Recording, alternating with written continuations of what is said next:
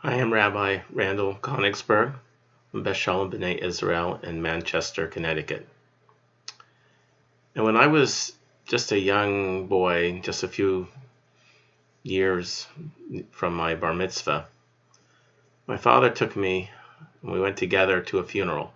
It was my first real adult funeral that I went to. And then we went back to the house after the funeral for Shiva. And I felt at the time, 14, maybe 15 years old, I felt very awkward. I didn't know what to say.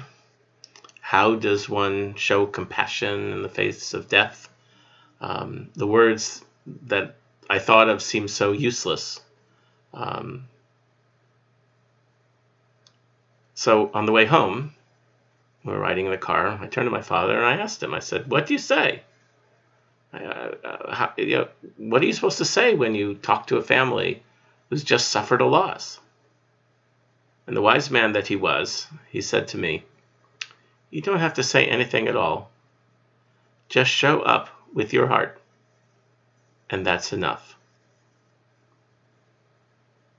Thousands of funerals later, the wisdom that he taught me so long ago still applies. Be there. They don't remember what you say, but they always remember that you showed up. They always remember that you were there. And when it comes to this time of year and we think about the destruction of the temple and Tisha B'Av, the destruction of the temple, the place that people found spirituality and love and connection and worship and forgiveness, the place was gone. And yet, what we learn from Tisha B'Av is that we could be there for each other.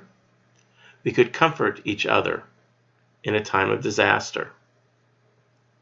And that's the kind of comfort that must come from the heart. Today we're living in a time of COVID-19, a pandemic that spreads across our country. And it robs us. It's a virus that robs us not only of our health, but it robs us of each other.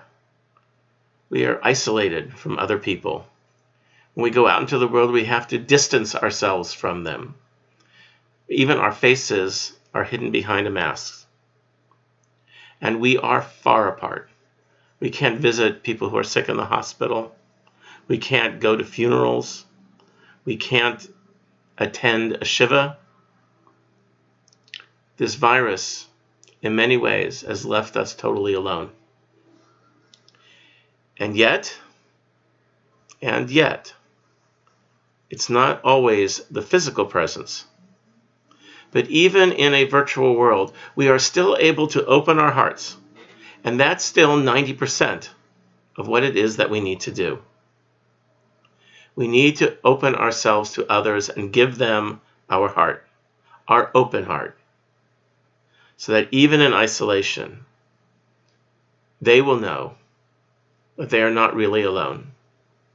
And we will know that we didn't leave them in their loneliness. And one way or another, we can still be a messenger of God, a God who sends comfort in our time of distress, a God who sends comfort from one heart to another.